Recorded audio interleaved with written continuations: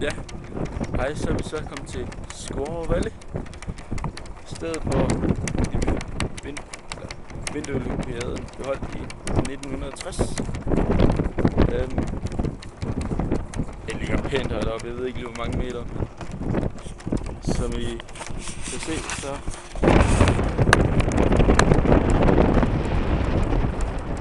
mange bjerge. Hvis I kan se derude, så ligger Lake Tahoe derude. Der skulle omkring være godt over 100 km i omkreds. Så det slår Hjul Sø til hver en tid. Så, og som I kan se, så ligger der stadig sne i juli måned. Helt utroligt. Som vil være her der. Det der skulle så være der, hvor man står på skøjter. Man kan så vist stå på rulleskøjter nu her. Og der skulle være et eller andet museum her omkring.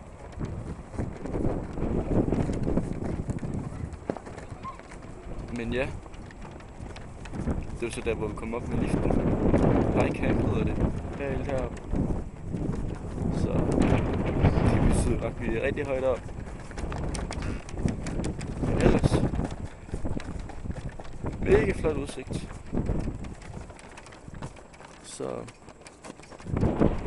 ja, slut herfra igen.